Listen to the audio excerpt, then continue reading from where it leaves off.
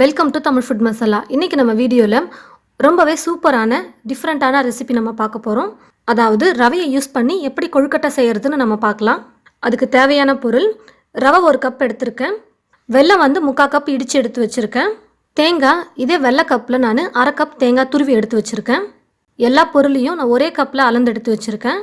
ஸ்டவ்வை பற்ற வச்சுட்டு ஸ்டவ் மேலே ஒரு குட்டி கடாய் வச்சுட்டு கடாயில் இப்போ நான் எடுத்துருக்கிற வெல்லம் சேர்த்துக்க போகிறேன். வெல்லத்தில் தூசியெல்லாம் இருக்கும் அப்படின்றதுனால முதல்ல நம்ம வெல்லத்தை கரைச்சி அதுக்கப்புறமா வடிகட்டி யூஸ் பண்ணிக்கலாம். தண்ணி கொஞ்சமாக ஆட் பண்ணிக்கிறேன். ரொம்ப அதிகமாக சேர்க்க வேணாம். வெல்லம் கரைஞ்சா மட்டும் போதும். அதுக்காக கொஞ்சமாக சேர்த்தா போதும். ஒரு 1/2 டம்ளர் தண்ணி சேர்த்துக்கிட்டா போதும். பாருங்கள், வெல்லம் நல்லா கரைஞ்சிடுச்சு. இப்போ நான் ஸ்டவ் ஆஃப் பண்ணிவிட்டு நான் இதை வடிகட்டி எடுத்துக்கிறேன். ஸ்டவ் மேலே ஒரு கடாய் வச்சுட்டு கடாய் நல்லா சூடேறினதும் எடுத்துருக்கிற 1 கப் ரவையை நான் சேர்த்து நல்லா வறுத்துக்க போகிறேன்.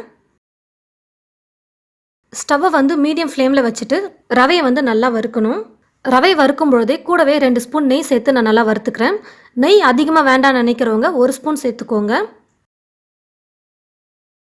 பாருங்கள், ரவை நல்லா தீய விடாமல் நான் நல்லா பொன்னிறமாக வறுத்து எடுத்துக்கிட்டேன். இப்போ எடுத்துருக்கிற தேங்காவை நான் ஆட் பண்ணிக்கிறேன். தேங்காய் துருவல் போட்டு ஒரு 2 நிமிஷம் நம்ம வதக்கினா போதும்.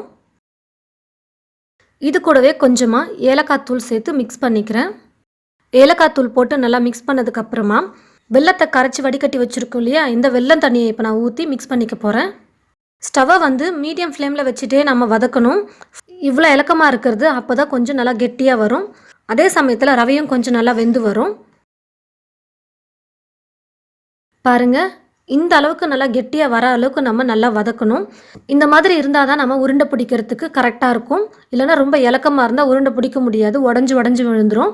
இந்த பதத்துக்கு வர அளவுக்கு நம்ம நல்லா வதக்கினா போதும். முந்திரி கொஞ்சம் எடுத்து நான் சின்ன சின்னதாக கட் பண்ணி வச்சுருக்கேன். அதையும் இப்போ இதில் சேர்த்து நான் மிக்ஸ் பண்ணிக்கிறேன்.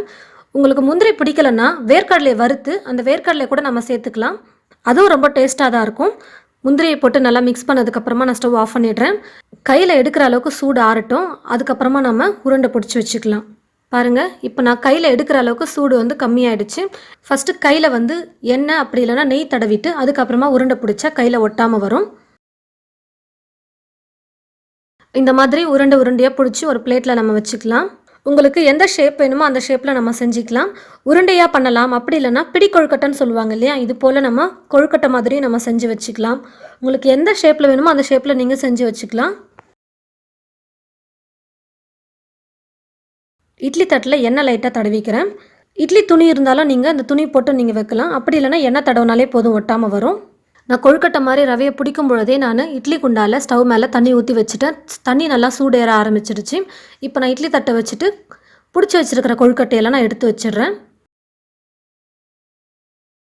நான் எடுத்த ரவைக்கு இவ்வளோ கொழுக்கட்டை வந்திருக்கு பாருங்கள்.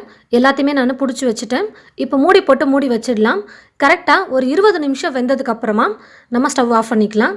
பாருங்கள், 20 நிமிஷம் நான் நல்லா குக் பண்ணிட்டேன். கையில் தொட்டால் ஒட்டவே இல்லை பாருங்கள். நல்லா வெந்து வந்திருக்கு கொழுக்கட்டை. இப்போ நம்ம ஒரு பிளேட்டில் மாற்றிக்கலாம். ரொம்பவே சூப்பராக வந்திருக்கு பாருங்கள். இது பார்க்குறவங்களுக்கு ரவையில் செஞ்ச மாதிரியே இருக்காது, அரிசி மாவில் செஞ்ச மாதிரி தான் இருக்குமே சாப்பிடும் பொழுது கூட. ஏன்னா நம்ம நல்லா வேக வச்சுட்டோம்னா ரவையெல்லாம் நல்லா சூப்பராக வெந்து வந்துடும். அப்போ பார்க்குறதுக்கு அரிசி மாவில் செஞ்ச மாதிரி தான் இருக்கும். திடீர்னு கொழுக்கட்டை செஞ்சு சாப்பிட்ணும் அப்படின்னு ஆசையாக இருந்ததுன்னா நம்ம அரிசி ஊற வச்சு அரைச்சி செய்கிறதுக்கெல்லாம் ரொம்ப லேட் ஆகும். இது போல் நம்ம ரவையை யூஸ் பண்ணி கொழுக்கட்டை செஞ்சோம்னா சீக்கிரமாக செஞ்சிடலாம். அதே சமயம் ரொம்ப டேஸ்ட்டாகவும் சூப்பராகவும் இருக்கும். ரொம்பவே டிஃப்ரெண்ட்டான சூப்பரான ரெசிபின்னு சொல்லலாம். இது போல் நீங்களும் உங்கள் வீட்டில் ரவை கொழுக்கட்டை செஞ்சு பாருங்கள். செஞ்சு பார்த்துட்டு எப்படி இருக்குன்னு கமெண்ட் பாக்ஸில் மறக்காமல் கமெண்ட் பண்ணுங்கள். உங்களுக்கு தெரிஞ்சவங்களுக்கும் இந்த வீடியோவை ஷேர் பண்ணுங்கள். இது போல் நிறைய ரெசிபிஸ் பார்க்க இந்த சேனலை மறக்காமல் சப்ஸ்கிரைப் பண்ணி வச்சுக்கோங்க. கூடவே பக்கத்தில் இருக்கிற பெல் பட்டனையும் மறக்காமல் கிளிக் பண்ணிக்கோங்க. தேங்க்யூ.